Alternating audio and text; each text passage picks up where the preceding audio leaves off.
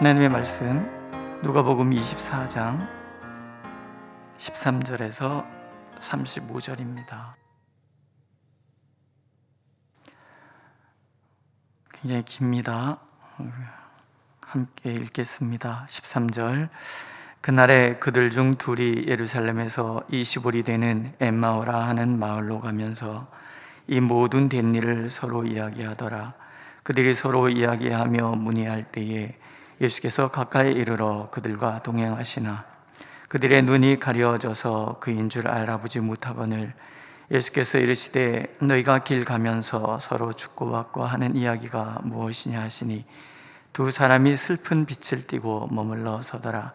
그 한 사람이는 글로바라 하는 자가 대답하여 이르되 당신이 예루살렘에 체류하면서도 요즘 거기서 된 일을 혼자만 알지 못하느냐.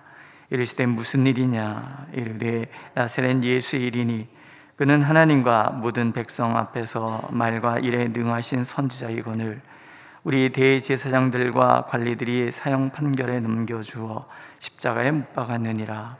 우리는 이 사람이 이스라엘을 속량할 자라고 바랐노라. 이뿐 아니라 이 일이 일어난 지가 사흘째요. 또한 우리 중에 어떤 여자들이 우리로 놀라게 하였으니 이는 그들이 새벽에 무덤에 갔다가 그의 시체는 보지 못하고 와서 그가 살아나셨다 하는 천사들의 나타남을 보았다 함이라. 또 우리와 함께한 자 중에 두어 사람이 무덤에 가 과연 여자들이 말한 바와 같음을 보았으나 예수는 보지 못하였느니라 하거늘 이르시되 미련하고 선지자들이 말한 모든 것을 마음에 더디 믿는 자들이여 그리스도가 이런 고난을 받고 자기의 영광에 들어가야 할 것이 아니냐 하시고 이에 모세와 모든 선지자의 글로 시작하여 모든 성경에 쓴 바 자기에 관한 것을 자세히 설명하시니라. 그들이 가는 마을에 가까이 가매 예수는 더 가려 하는 것 같이 하시니 그들이 강권하여 이르되 우리와 함께 유하사이다. 때가 저물어가고 날이 이미 기울었나이다 하니 이에 그들과 함께 유하러 들어가시니라. 그들과 함께 음식 잡수실 때에 떡을 가시사 축사하시고 떼어 그들에게 주시니 그들의 눈이 밝아져 그인 줄 알아보더니 예수는 그들에게 보이지 아니하시는지라. 그들이 서로 말하되 길에서 우리에게 말씀하시고 우리에게 성경을 풀어주실 때에 우리 속에서 마음이 뜨겁지 아니하더냐 하고 곧 그때로 일어나 예루살렘에 돌아가 보니 11 제자 및 그들과 함께한 자들이 모여 있어 말하기를 주께서 과연 살아나시고 시몬에게 보이셨다 하는지라. 두 사람도 길에서 된 일과 예수께서 떡을 떼심으로 자기들에게 알려지신 것을 말하더라. 아멘. 엠마오로 가는 두 제자가 있는 거죠. 그들이 엠마로 가는 이유는 실망 때문입니다. 17절에 보면 슬픈 빛을 띠고 이런 얘기가 나오죠. 그들이 실망한 이유가 크게 네 가지로 등장을 하죠. 첫째, 그들은 나사렛 예수를 말과 일에 능하신 선지자였다라고 받아들였어요. 자신의 유익을 줄 수 있는 그런 분이었다라는 거예요. 그래서 이들은 예수님에게 기대를 하는 거예요. 이스라엘의 속량자, 메시아구나 이분이 기대를 하는 거죠. 하지만 그들의 기대와는 달리 대제사장과 관리들에 의해서 사형을 당했습니다. 능력이 있으셔서 선지자라고 생각했고 메시아라고 생각했는데 무기력하게 예수님이 죽었다라는 거죠. 마지막은 부활의 소식을 듣고 놀라는 거예요. 왜냐하면 그리스도의 고난을 부활을 기대하거나 믿지 않았기 때문이에요. 예수님이 미련하고 선지자들이 말한 모든 것을 마음에 더디 믿는 자들이다. 이렇게 예수님이 책망하시죠. 말과 일에 능하신 선지자였다. 이게 뭐예요? 내 소원 성취의 도구로 기대했는데 이게 깨졌다라는 거예요. 우리 한국교회에서 처음에 복음을 전할 때 좋은 말인데 부작용이 있는 말이 있죠. 예수 믿고 복 받자. 예수 믿고 이봐, 예수 믿고 복 받아야 돼. 지난번에 언제 한번 동암역인가 이렇게 갔더니 예수 믿고 복 받자 이런 말이 이렇게 있더라고요. 예, 예수 믿으면 복을 받습니다. 그렇죠? 근데 그 복이 어떤 복이냐는 얘기죠. 내 소원을 성취하고자 하는 그런 복은 아니라는 거예요. 그걸 기대하는 순간에 예루살렘에서 엠마오로 떠나갈 수밖에 없는 거예요. 메시아의 길을 기대하는 거예요. 그러나 그 기대가 어떤 기대예요? 똑같은 메시아지만 하나님께서 말씀하시는 메시아는 우리의 죄로부터의, 사망 권세로부터의 자유함을 얻는 거예요. 하지만 이들은 이스라엘의 속량자로 하는 거예요. 이스라엘의 메시아, 이스라엘을 모든 압제에서 구원하고, 그리고 그들이 오매불망 기다리던 것처럼 다윗 전성기 시대에 그 왕국을 이루어서 세계를 제패하는 민족으로 그들이 거듭나는 것, 이걸 기대하는 거예요. 근데 이분은 그냥 십자가에서 맥없이 돌아가시는 거예요. 우린 그냥 십자가만 이렇게 붙여놨죠. 전에 제가 어렸을 때 저희 교회에는 십자가에 예수님 이렇게 달려있는 예수님을 걸어놨어요. 요즘은 그 왜 안 걷는지 모르겠어요. 좀 혐오감이 있는가요? 예수님 이렇게 매달려 있으면. 근데 어렸을 때 저는 이렇게 교회 가면 그걸 이렇게 쳐다봤어요. 예수님이 진짜 매가리가 하나도 없어.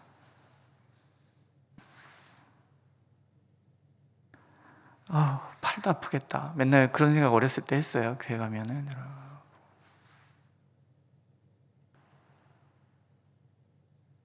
예수님에게서 강함을 기대하는데, 파괴적인 전능함을 기대하는데, 예수님의 전능함은 그 모든 모욕과 수치와 조롱과 그 와중에도 사랑하시는 사람을 지키기 위해서 참는 전능함이라는 거죠. 저는 이 모습이 너무 싫어요. 약할 때 꼭 강함이라는 말씀이 저는 싫어요. 그냥 강한 하나님이 오면 좋겠어요. 강한 하나님. 확 뒤집고 막 변혁을 일으키고, 그래서 악을 막 징계하고 세상을 확 뒤집어 놓는 그런 메시아. 그래서 저는 이렇게 약하잖아요. 어렸을 때부터 누구 때려본 적이 없어요. 얻어맞았지. 나를 때린 모든 놈들에게 다 복수하고 딱 뒤집어 엎는 그런 예수님. 근데 여기 이렇게 이러고 있단 말이죠. 이러고. 알기 전까지는 그게 너무 마음에 안 들었어요. 너무 마음에 안 들었어요.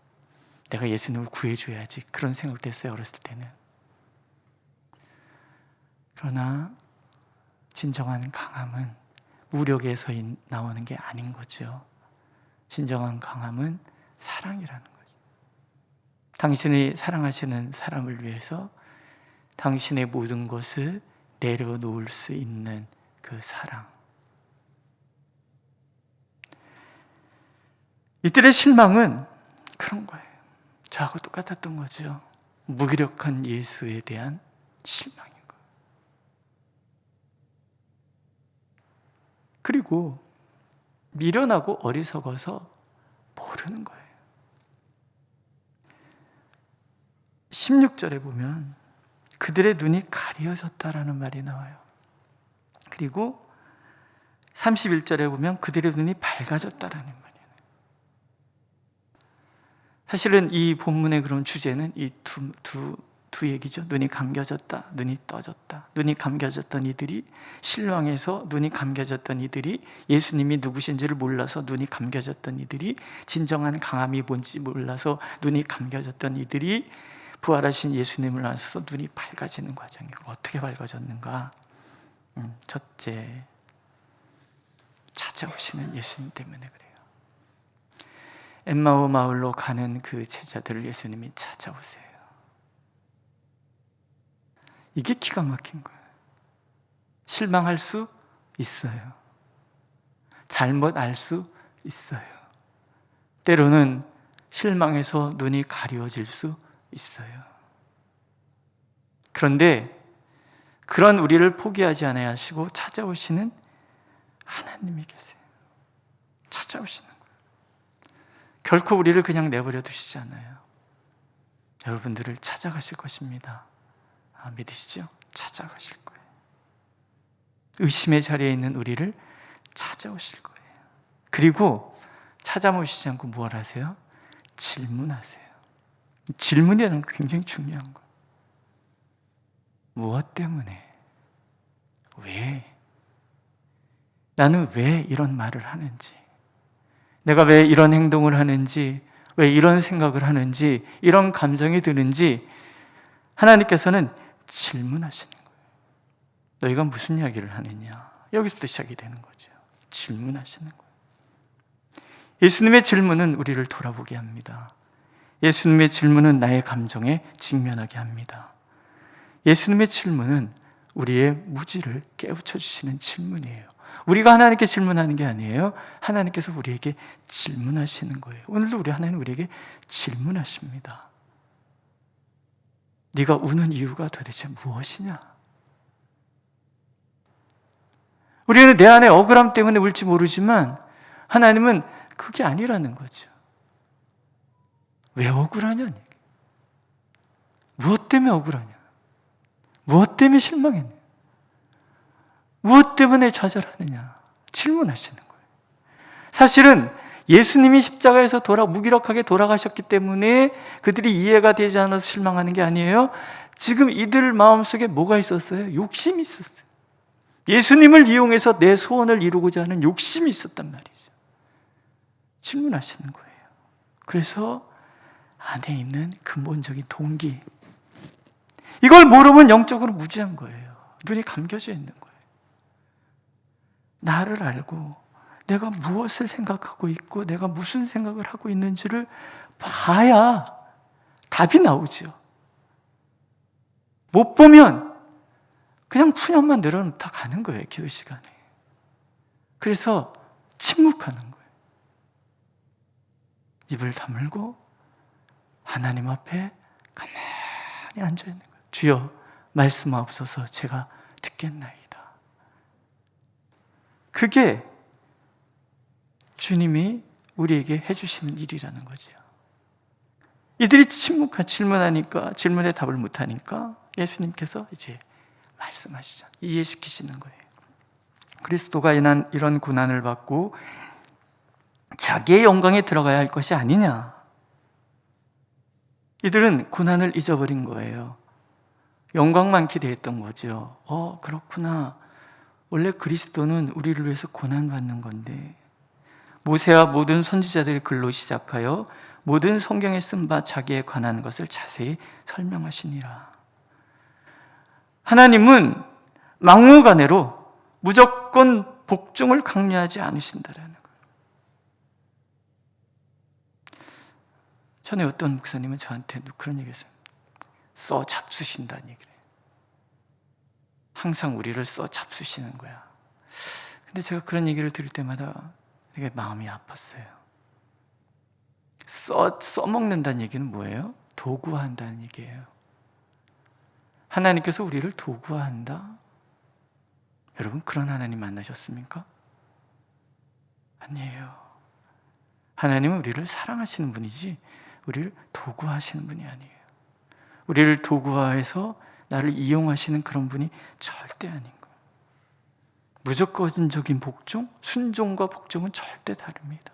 순종은 사랑의 행위고요, 복종은 억압의 행위예요. 하나님께서 이해될 때까지 우리를 설득해 주시는 거예요. 설명하는 거예요. 도무지 바뀌지 않는 사람들을 보면서 때로는요, 목회가 무슨 의미가 있나? 목사는 필요 없는 존재 아닌가? 그런 생각이 들 때가 있어요, 종종. 선배 목사님들은 그래요. 그 사람이 바뀔 걸 기대하지 말고 네가 바뀌어. 그러면은 질문하는 거죠. 그럼 나의 뭐가 바뀌어야 되나? 그러니까 나는 내가 안 바뀌어서 이 모든 일들이 일어나는데 뭐가 바뀌어야 되나? 그런 생각을 많이 하는데요. 잘 모르겠어요. 뭘 바뀌어야 하는지. 그러니까 진짜 제가 아직 뭘 모르는 거죠. 뭘 몰라서 그러는 건데,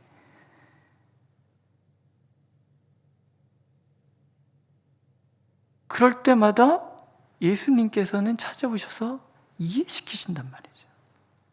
무엇으로? 말씀을 통해서. 우리의 생각을 분별하고 내가 누구인지를 아는 방법은 말씀인 거예요. 말씀에 나를 비춰봐야 되는 거예요. 말씀 한 구절 한 구절을 묵상하면서 그 말씀 앞에 나를 끊임없이 비춰보는 거죠. 사랑하라. 그럼 사랑하라는 그 말씀에 나를 비춰보는 거죠.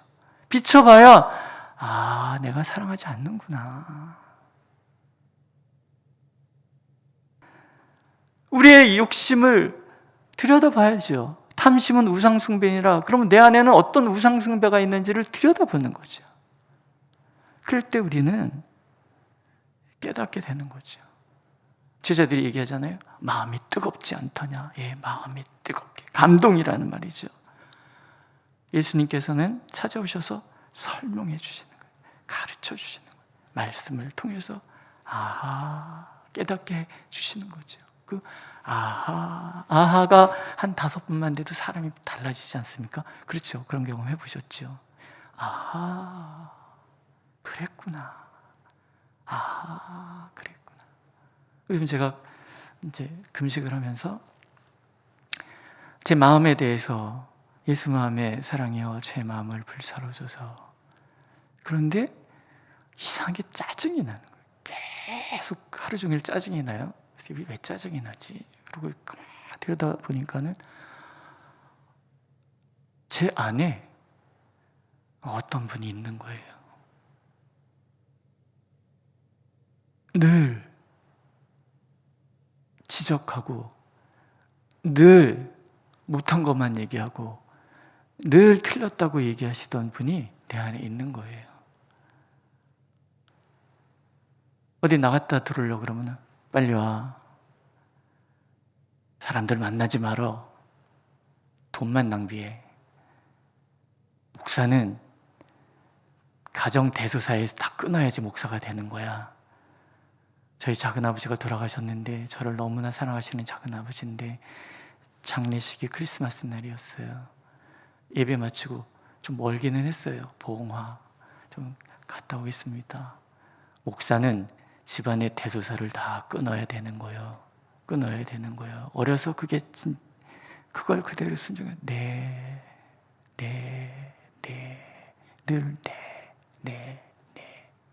바보같이 늘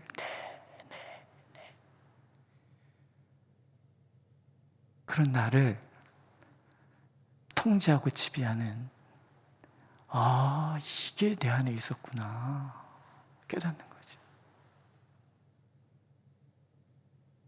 그러니까 예언 참된 교회는 그런 분이 200명이 계세요.